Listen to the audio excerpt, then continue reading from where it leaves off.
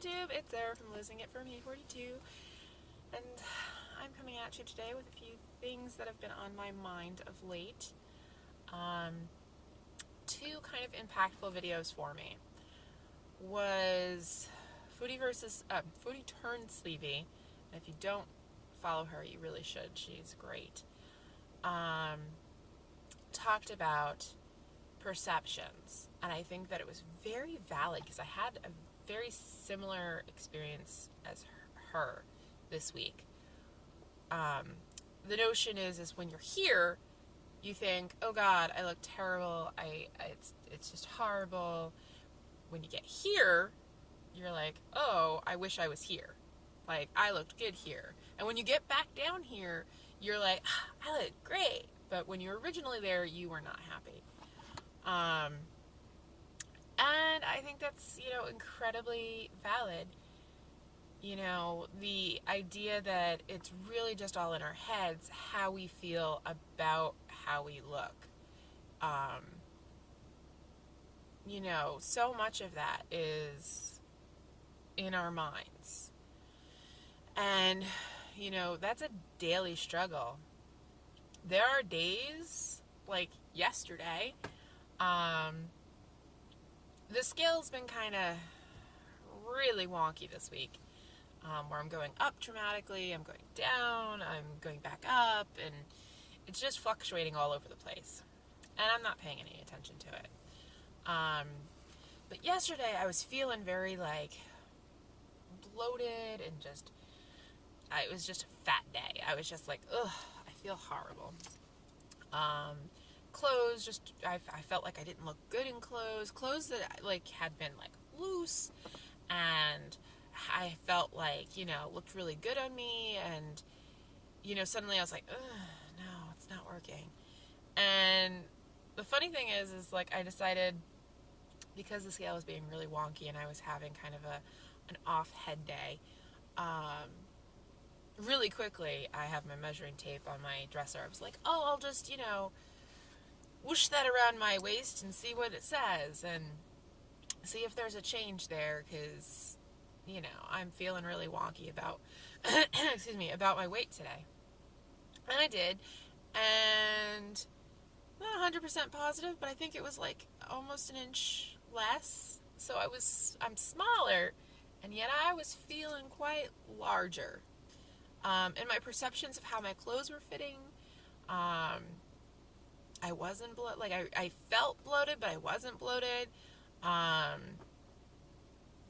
Just a whole bunch of it really, in the end, it was just how I felt about my body, not how my body actually was. And I think that's part of something I talked about before, where excuse me, I feel like I need to take photos of myself in order to really perceive how I look, because how I think about my body some days, I feel like I'm a rock star and that I'm like, look at me go.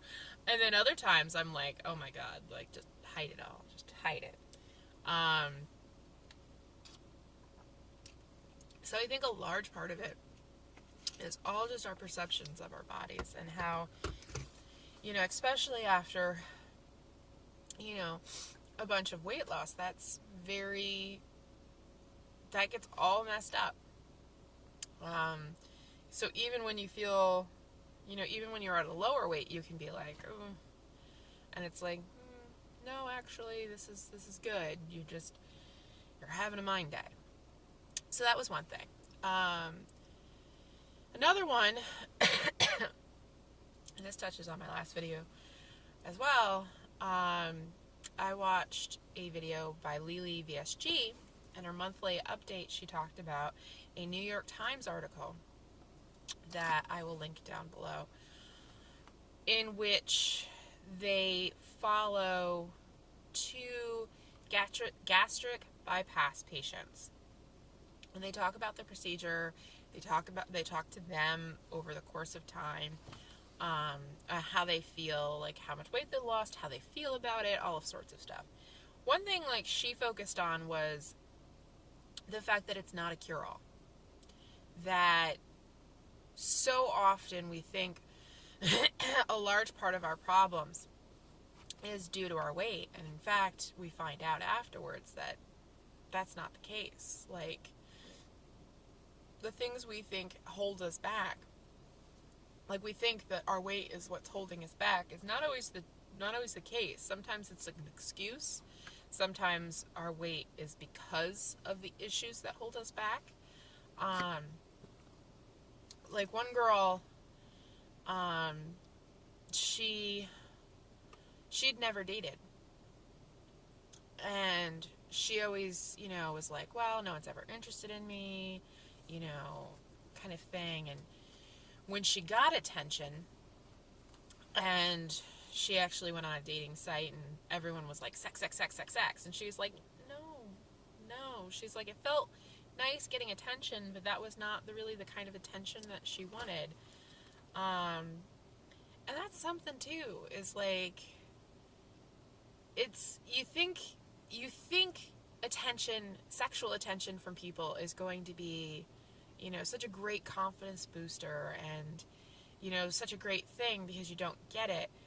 But at the same time, when you do get it, it's very uncomfortable.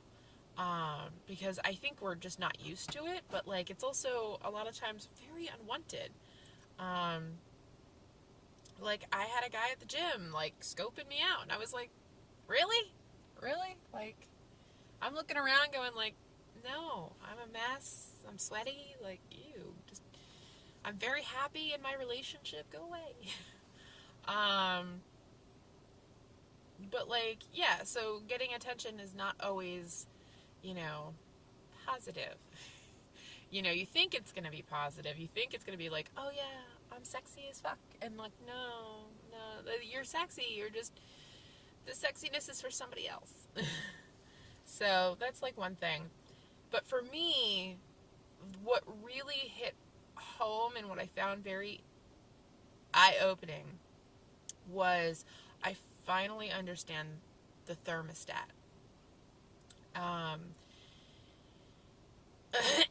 If you don't know what set points are, or your thermostat, a lot of bariatric doctors talk about it. Like, I've read or skimmed through A Pound of Cure, and Dr. Weiner talks about thermostat and set points. And I never really quite understood it. And I think my misconception of his last video was very much because I didn't understand it. What it basically says, and I finally think I have a comprehension of it, it's not that you can eat anything and you'll still lose weight. It's that you don't lose weight from the restriction.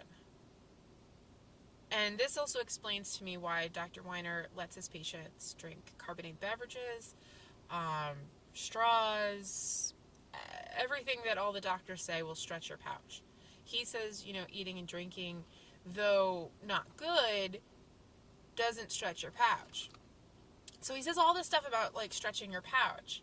And I was like, why does he say this? And, like, all these other doctors don't. Because he basically said it doesn't matter if you stretch your pouch. It doesn't matter, like, he said for the most part, you're not going to really stretch it.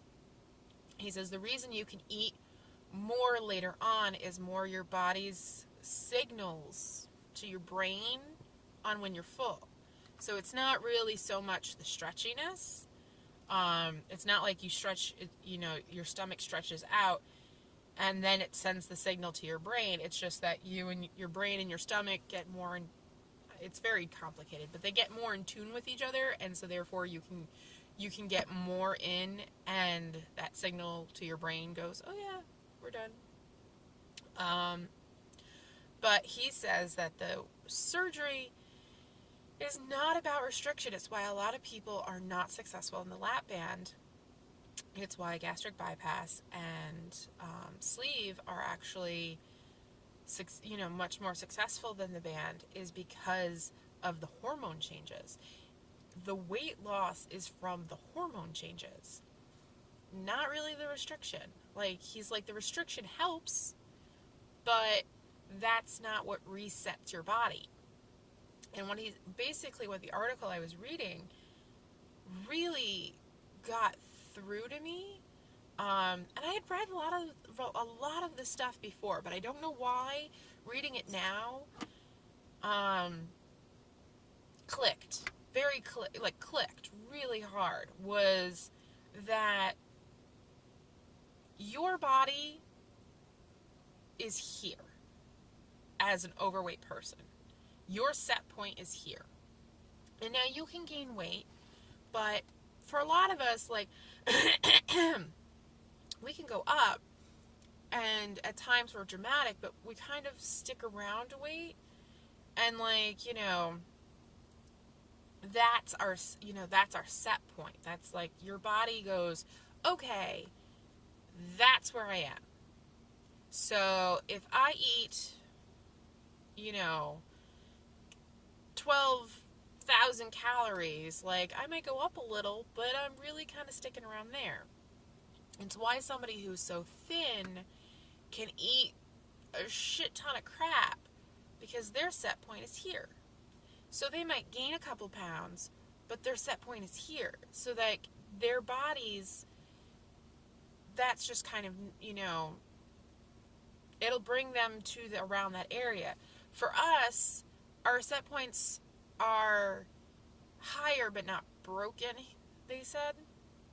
It's like, the more you eat, the more you overeat, the more, like, you kind of push that set point, or eventually your set point's going to get really high. He says people who are like, or the article, I should say, says that people who are like, 600 or more pounds, like, they're really, when they get really extremely out there, their set points are not existent. And the surgery actually won't help in most cases, because if your set point doesn't exist, if you can just your body doesn't regulate your weight, you can just keep putting it on. So if your set point doesn't exist, the surgery won't help you so much. It'll do the restriction part, it can do the malabsorption part, but it won't bring you all the way back down, or it won't bring you dramatically down, because what's successful about the surgery is the hormone changes, and they don't really understand the hormone changes. And when they first started doing the surgery, they thought it was restriction. They totally thought that the successful part of this was restriction, and in fact they found out that it's not. Like, because of the lap band, they found out that it's not. That, restricting calories helps, and that you can lose weight, but it won't be permanent. It won't be something that stays, because you don't, as soon as that restriction's gone, you'll just put back on the weight. And it's like,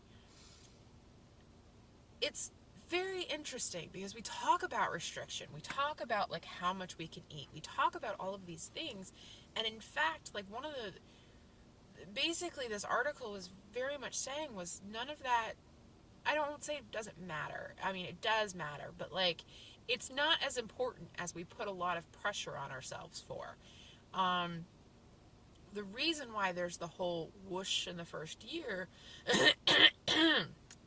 sorry, I'm having, like, severe frog throat,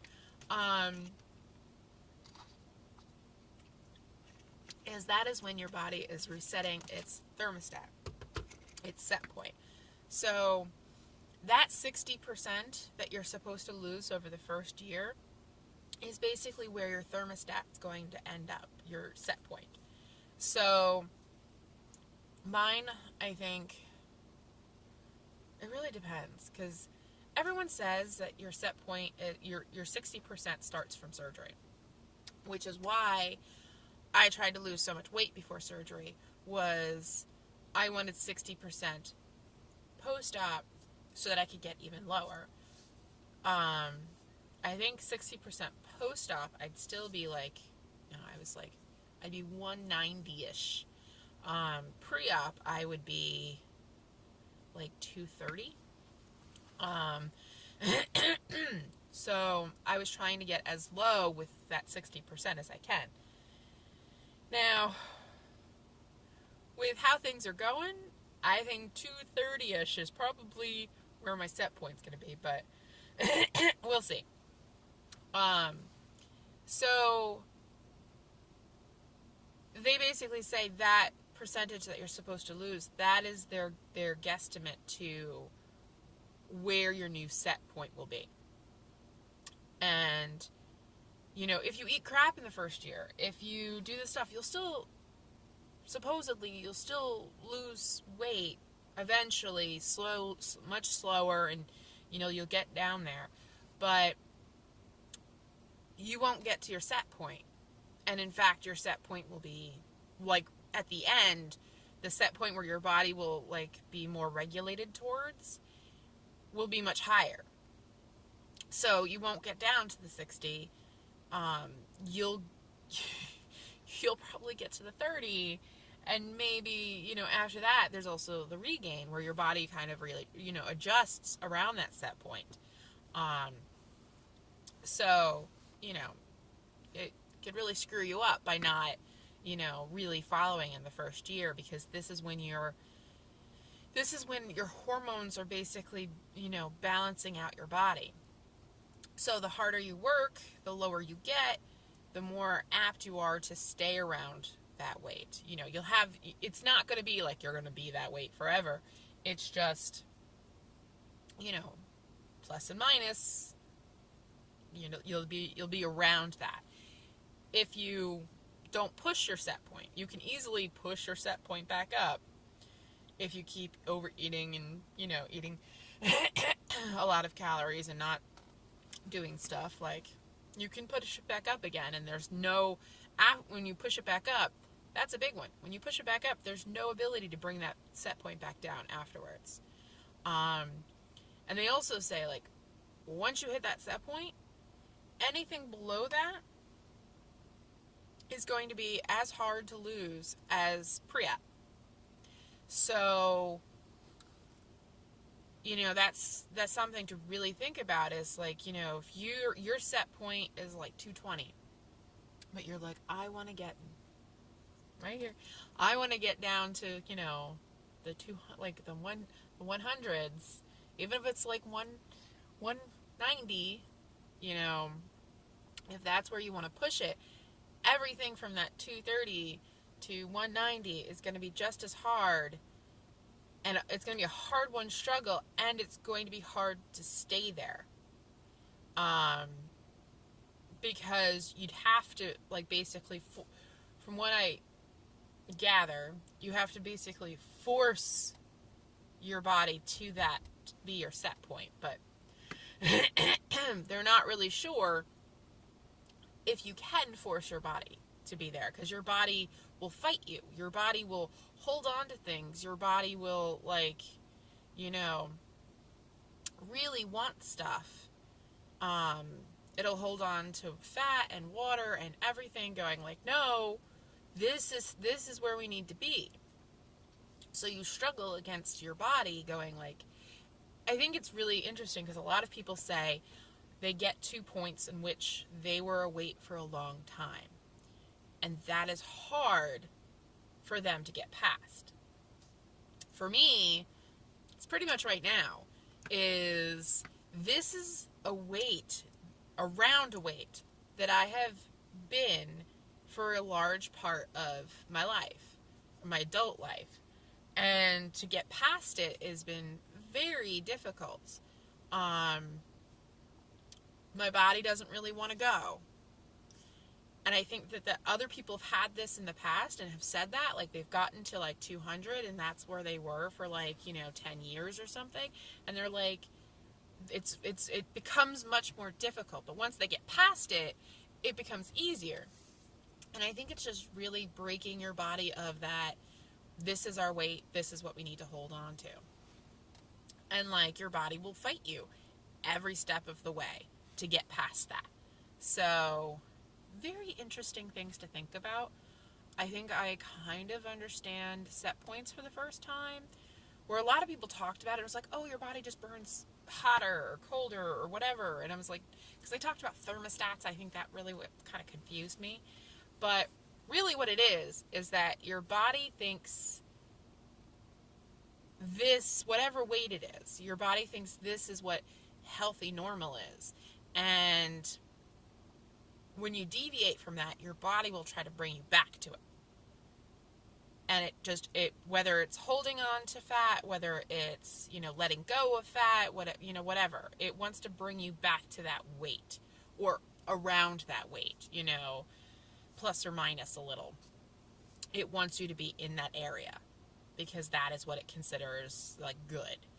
And that's very interesting. The fact that the surgery is most successful from the hormone changes and not from the restriction. And that, something Dr. Weiner talks about is that they've done scopes of people, a year or so out, who felt like they didn't have a lot of restriction. And they said that really the diameter of the sleeve or the pouch or whatever really hadn't changed. That it's not, when you feel like you can eat more, when you feel like all of this stuff.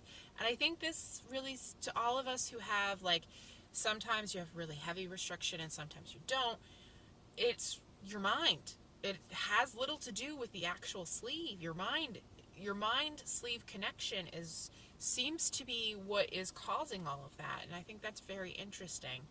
I don't like carbonated beverages. I mean, I loved carbonated beverages before. I've had a beer and I flattened it out. And it felt even flatter, like more flat. It didn't hurt, because I know some people say it hurts. It didn't hurt. It wasn't the gas so much. It just didn't sit as, it didn't sit very well. So, that was me. But, I've seen lots of people on YouTube talk about drinking beer and things, and, they say the flatter the better. But I just think it's very interesting that there's all of these theories out there. There's all this, thought and notions behind stuff. But I don't know, it's so weird that things aren't really explained. That I had a surgery and I didn't really understand what it, I understood a lot about it. I did a lot of research, but everyone talked about restriction. And, on occasion they talked about set points and thermostats, but it wasn't to a point where I could really, where I truly understood. I thought I understood. I thought I had a concept of it, but looking at it now, I didn't understand that this is all hormonal, that your body is going to change in a certain direction. It's why some people eat crap and still lose weight, is because their body is going towards that direction. However, you're going to mess yourself up by doing that. So, interesting. Very interesting. Let me know what your guys' takes on thermostats, set points, and, hormone impact. I think it's, even the fact that every doctor talks about stretching the sleeve. And Dr. Weiner was the first one to say, you're not really going to stretch it, and if you are, it's going to be so minuscule that it has nothing to do with stretching, which is just odd. But I went to a doctor once. I had pink eye, and I went to a doctor once, and he told me, oh, you have to be treated for pink eye or you'll go blind. He made this big thing about me going blind if I didn't get treated for pink eye. So this was years ago. And recently I went to a doctor because my boss brought her daughter in who had pink eye. And I had, irritation in my eye the next day. And I was like, I got pink eye. So I go to the doctor and I'm like, I'm here for antibiotics. And he's like, we don't give antibiotics for pink eye. I was like, I thought I had to be treated or else I'll get blind. And he's like, oh, we just tell people that. He was like, I could give you eye drops, but they're not going to really do anything. It'll just make you feel better because you're doing something. And I was like, what? He literally told me, we just tell people that so that they'll come and see they'll come and see doctors. And it was one of those things where, like, I really wonder sometimes, watching all of this, do doctors just say you're going to stretch your sleeve for other reasons? Like, like, caution, if you drink and eat at the same time, you will stretch your sleeve. And it's not like the fact, which I truly believe, it's not really that you're just going to stretch your sleeve so much as A, it's uncomfortable, and B, you'll flush food out of your stomach faster, so that way you don't feel as full as longer, so you'll end up eating more. I think it's probably more like that, but yeah, for all of these things that doctors say and do. Literally, a doctor told me, like, oh, we just tell people that so people will come see us. And I was like, I literally looked at him like, are you kidding me? Like, seriously, I've just wasted my money here. Yeah. So I really kind of wonder, like, is some of these, like, it's the straw thing. It's the straw thing. Some doctors are like, straws are perfectly fine. Other doctors are not. And I think it depends on you. Like, if you gasp air when you're drinking in a straw and it's uncomfortable, then don't drink with a straw. If you have no problems, drink with a straw. But instead of saying that, they're like, don't drink ever with a straw for your life. And it's like, but that's not the actual thing. Like, it's just, you've made this universal blanket thing that doesn't really apply to everybody, and you don't explain why. You don't tell them, like, you tell them it's going to stretch their sleeve. You don't tell them, like, some people, they find it uncomfortable. So, interesting. Food's for thoughts. So let me know what you think. Am I crazy? Did I not understand things? Because I think I kind of get it now, where in the past I don't think I really understood it. So let me know what you think. Okay, bye.